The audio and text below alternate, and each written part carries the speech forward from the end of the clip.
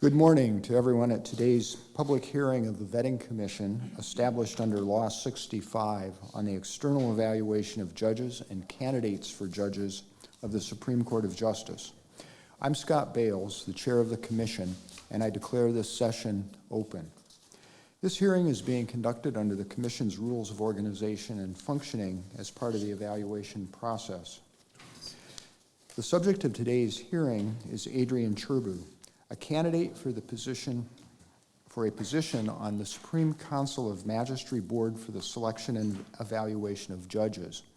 The evaluation in relation to Judge CERBU was carried out pursuant to Law Number 26 on measures related to the selection of candidates for the position of members in the self-administration bodies of judges and prosecutors. Judge CERBU is a judge at the Court of First Instance in Criuleni. Judge CERBU, welcome.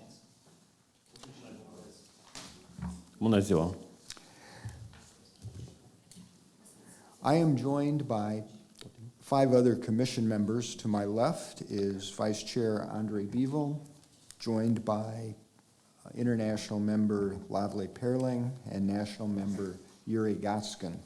To my right is International Member Juliana Civanini, and further on to my right is National Member Lillian Anshu. The Commission is also assisted by members of its Secretariat, and you may see other people in the room who are representatives of the media or the public. And as you've seen, a photographer took some photographs briefly at the outset. The hearing will be conducted with interpretation between Romanian and English. To allow accurate interpretation, I ask everyone to speak slowly and clearly, and only one person should speak at a time. The proceedings are being recorded. The recordings of the Commission's public hearings generally are available online at the Commission's website, www.vettingmd.eu, within 3 days after the hearing. During the hearing, one or more members of the Commission may ask you questions. Please answer carefully and truthfully.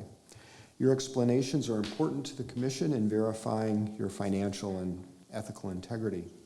At the end of the hearing, you will be given an opportunity to make a brief closing statement.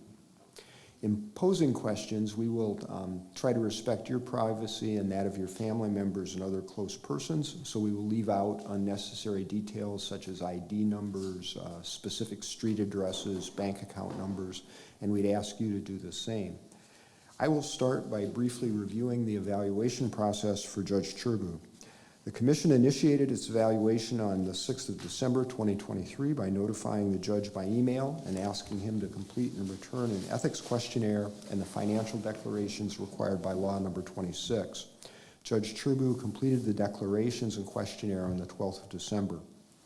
As part of evaluating a subject's ethical and financial integrity, the Commission also obtains information from many other sources, such as the National Integrity Authority, the State Fiscal Service, the General Inspectorate of the Border Police, other public institutions, financial institutions, and open sources.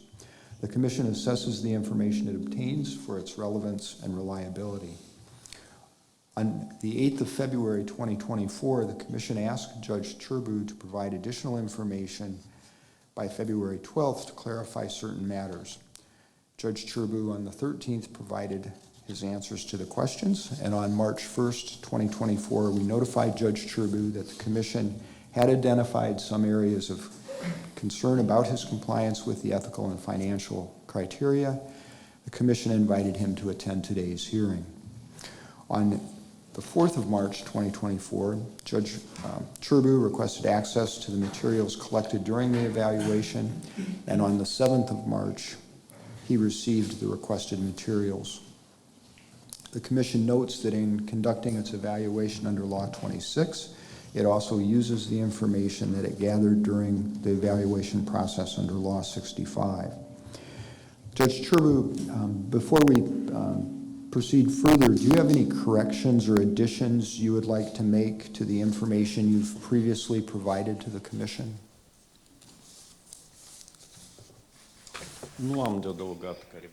I have no documents to add, but in the context of explanation that will follow relating to your questions, I will come with some additions. But these are not coming as factual support. They have not legal status. but some facts only or aspects that I consider appropriate to present my position. Thank you. And are the answers to the ethics questionnaire that you returned on the 12th of December 2023, are they still accurate as of today? Да, confirm. Okay. Okay. Commission members will now ask some additional questions. We will try to keep our questions short and to the point, and we ask that you try to similarly frame your answers. Commission member Giuliana Civanini will begin the questions. Good morning, Judge CERBU. You received the hearing notice, so you know which are the points that the Commission intended to clarify with you, giving you the opportunity of giving us more details if needed. We have 2 points. One is an imbalance between income and outcome in 2020, and the other is not a declaration of some bank account, both yours and your wife's bank accounts. Let's start from the imbalance, inexplicable wealth. We have focused on 2020. As you know, there is a little difference also in 2010 and 2011, but because it was really related to minor sum for around 4,000 and around 7,000 Moldovan lei respectively, we didn't raise the point. So in 2020, there is an imbalance of 107,000 Moldovan lei.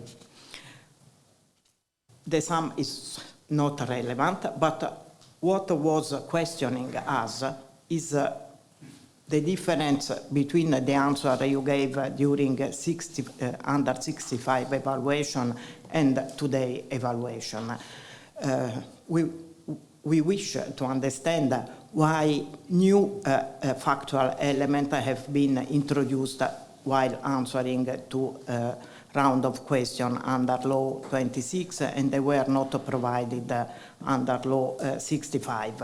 There is also not only some additional factual elements like living with the parents, the COVID-19 emergency, but also different explanation about saving. So please, the floor is to you. Da, vă mulțumesc. Thank you. If honestly, before applying for vetting or pre-vetting, I had made a diagnosis, a monitoring of my financial situation. And if I were a member of the Commission, I would also pay attention to year 2020, take into account multiple transactions in financial point of view related to the acquisitions of the real estate.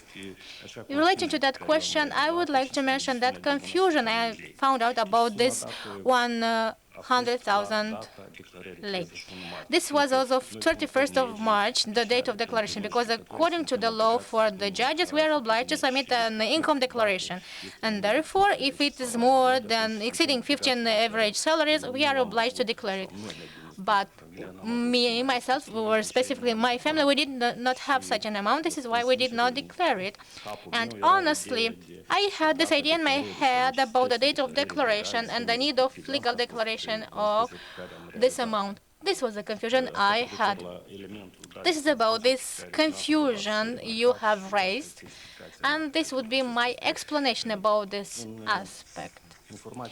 In the information I received from the Commission, there are 2 tables. One is at point 14, when it is reflected this amount of 100,000, but the difference is more than 107,000 lei.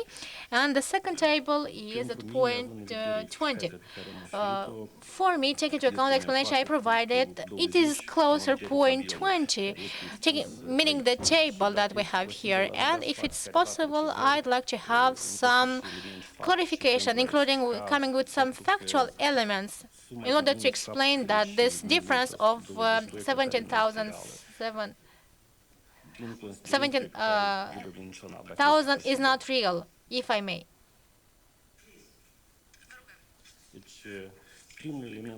The first element I'd like to draw your attention is the total annual expenditures for the year. It is for all the participants, but it's an estimated amount in this case. I'd like to add in that case that you, meaning the analysts and the commission, took into account the minimum threshold that I indicated. I've indicated 20-30%. But it was calculated only 20%. I had a small calculation done today, and we should have not 118,000, but it should be 103,864. But given that we speak about the pandemic-related year, this is the first thing that impacted our usual expenditures that my family made. Another aspect I'd like to bring to the attention of the Commission is that in 2020, in March, if I'm not mistaken, from Romania, my brother-in-law came, who worked there as a stomatologist, and given that his activity in this medical field was interrupted, he decided to come into the country, and he lived with his family with my in-laws and my family in the same premises. So this is why we should take this into account as related to the diminution of the amount indicated. Another thing that I'd like to bring to your attention is that we have lived for a long period of time with the in-laws, and they, knowing our intention to buy an apartment, a house, they took some big attention in relation to our expenditures, meaning the current expenditures. My father-in-law is coming from another community, and almost every week he used to go to his house in the village and used to take from there some food products.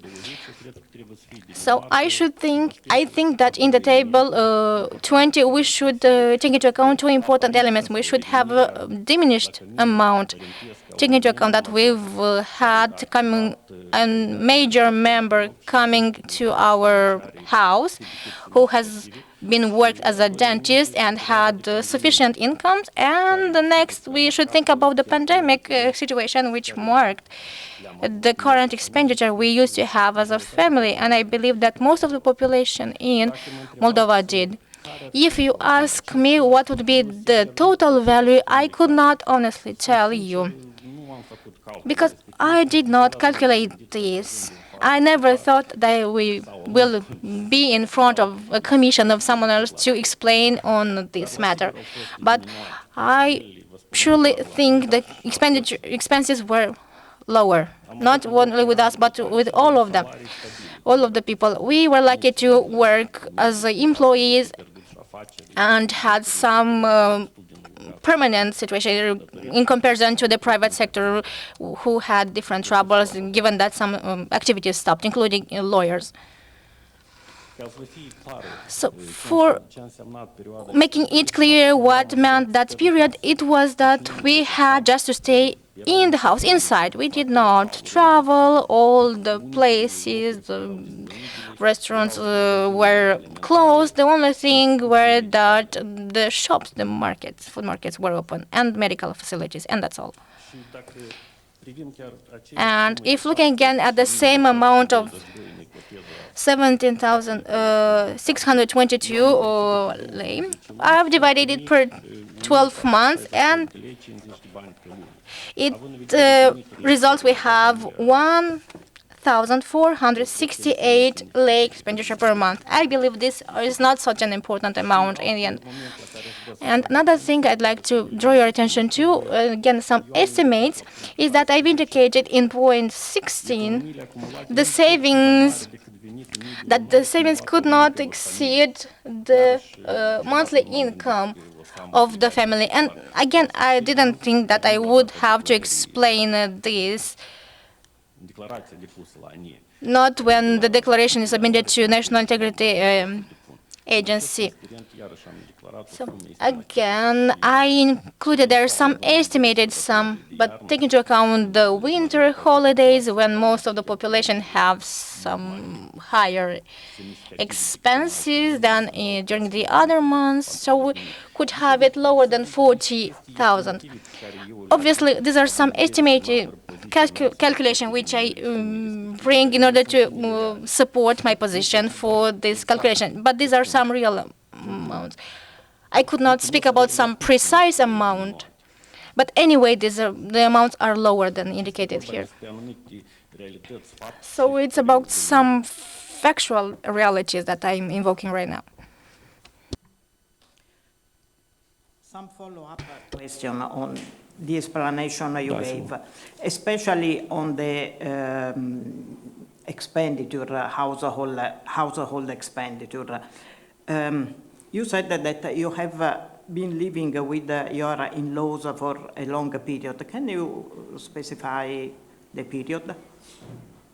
From when to when? Deci, Not a specific day, but to have a picture. de regulă nu utilizez termenii la Usually, I do not use terms as superlative, but I have some ideal super in-laws. They took us with my house since 2008 till 2021. It was quite a difficult period for us, taking into account the financial resources that we had at the beginning of our family life. But later on, we decided in common, especially at the initiative of my wife, I admit, we decided to build a house. I felt very well with my in-laws, but this was a decision of our family to move separately. And take into account the pandemic period, when we understood how important it is sometimes to live alone, this was an own decision. But we speak about the period 2008-2021. So in 2020, we bought the house, and in 2021, we moved to live, if I'm not mistaken.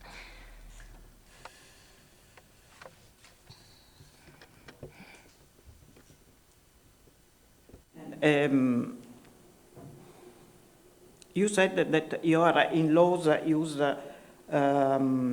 especially your father-in-laws, used to bring food from the village. Do they have some cultivation stocks? Can you be a bit more precise?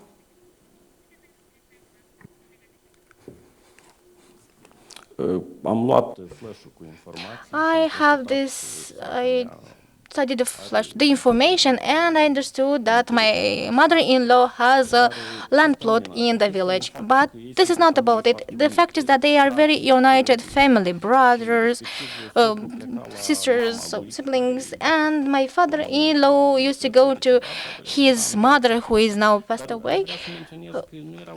But I want to mention that this is not a very significant thing that would diminish the expenses. But still, this was quite useful when you go to visit your parents and they give you some products. I didn't want to mention this, but anyway, in 2020, this was a thing that we used in 2020 in order to diminish the expenses. It's not a very significant one, I reiterate. But reported to the amount 70,000 and some, this would matter actually. We can pass then to the... Yes, sure. Judge CERBU, could you explain a bit more why your brother-in-law is returning from Romania in 2020? Why would that impact your family's expenditures? Da, aș spune chiar foarte mult. Yes, I'd say that this impacted a lot because he used to work quite well. He was quite well paid in Romania and here as a stomatologist. And he came back in Moldova for a quite long period because his activity was blocked during the pandemic, as for many people in that period in Romania. So he decided to come back. Obviously, he took the savings that he had with him. and he, living with us together, he, in the same house, he was contributing to the expenses for everything, food products, utilities, everything, absolutely. And how long in 2020 did he also live in your in-laws' house? Was it for the entire year after March? If I'm not mistaken, he lived for the entire 2020 and partially 2021, because later on he went back to Romania, but in another locality to work. Thank you.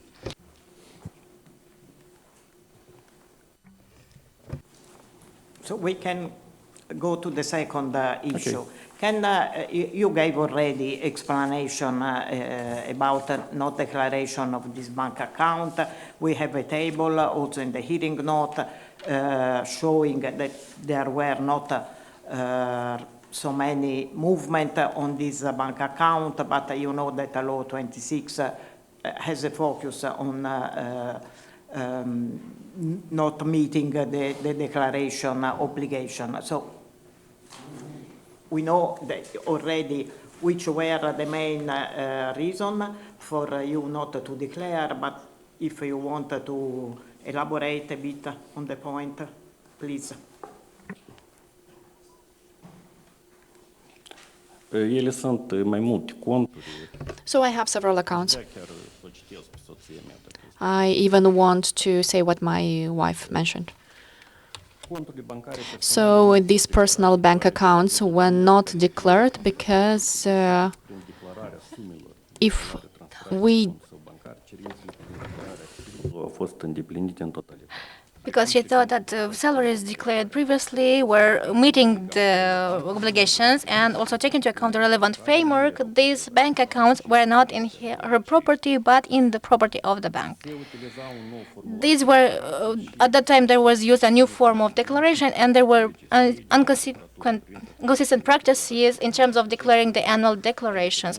This determined her to avoid entering information about all the bank accounts that were active in her annual declarations for 2012-2015.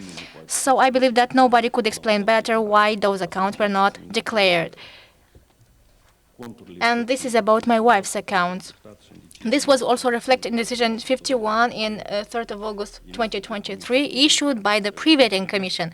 In speaking about my accounts, I could not have a different opinion than my wife's in this case, because from the formal point of view, yes, I admit there was an omission, but I believe that it's important to notice the amounts entering the account and withdrawn from the account, and therefore all those accounts had some specific destination. Either were salary accounts, and the respective incomes were declared in the annual declarations, or there were accounts related to the loans that were taken, the credits. And again, there was related some information about the tax, the amounts paid as tranches. I don't know if there were some other accounts that were meant to hide some incomes, but I admit that there was an error actually. But this error was not only with me, it was with many other people, taking into account this delimitation between the incomes and accounts. Obviously, this might not serve as an excuse, what I say, but this was a factual reality which was quite widespread in the field of justice.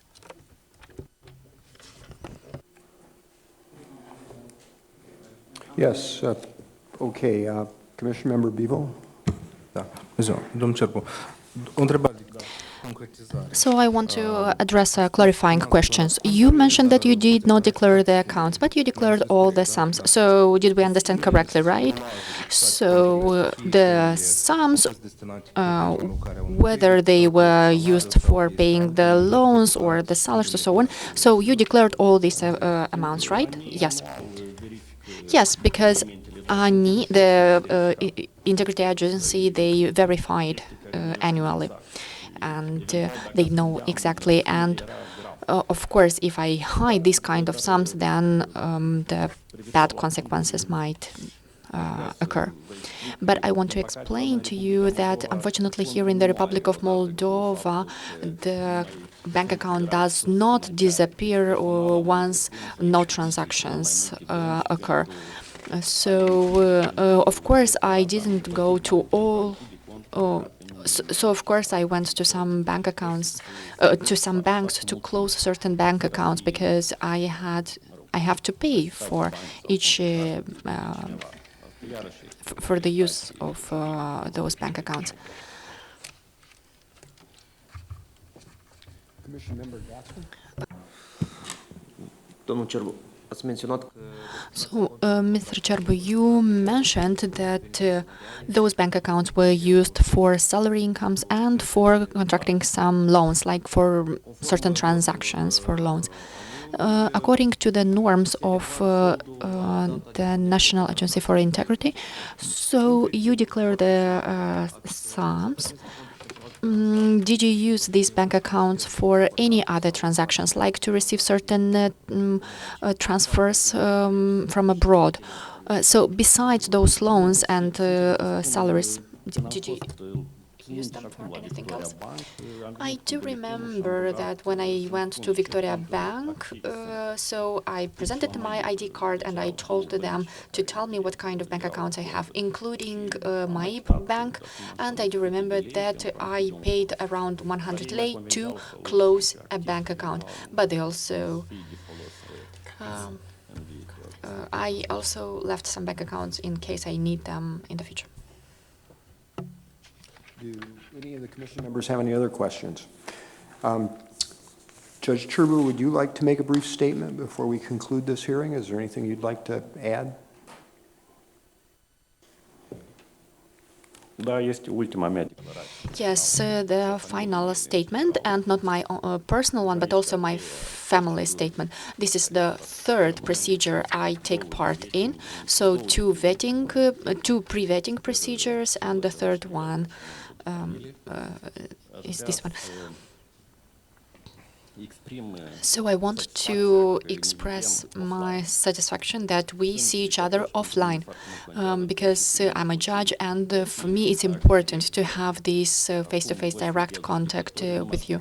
So you are the judges now, so you do not judge me, but you judge my ethical integrity, and therefore it's extremely important for me to have this face-to-face contact and to express my position. And of course, later on, you can appreciate my honesty, but of course, it's up to you to make this assessment. So through this exercise, I want all potential candidates to see the difference between the pre-vetting and vetting procedure.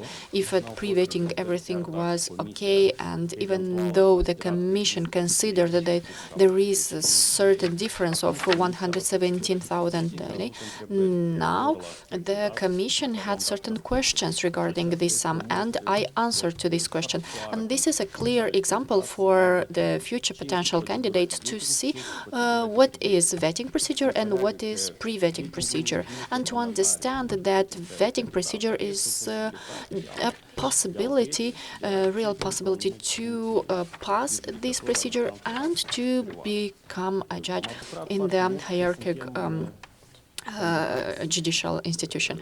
I'm very happy that there are more potential candidates than the available jobs at the higher judicial institution. I do hope that more candidates will be part of this procedure, because it's not good when just one candidate is applying for just one job. So our responsibility is to apply for this procedure, and I'm quite sure that I want my colleagues who applied for pre-vetting procedure to pass this, and I hope that more candidates would be part of this procedure to make sure that you will have enough pool of candidates to choose the best one. So I want you to appreciate the spirit of law as well. Thank you. Thank you very much. We've come to the end of today's hearing. Judge CERBU, thank you again for your submissions and answers to the Commission's questions. After the hearing, the Commission will approve an evaluation decision stating its conclusion whether the subject meets the criteria for ethical and financial integrity under Law 26. The Commission will strive to complete its evaluation decision and to announce its conclusion as soon as possible, and it generally seeks to do so within a month after the candidate's public hearing. This hearing is now closed. Good day, everyone.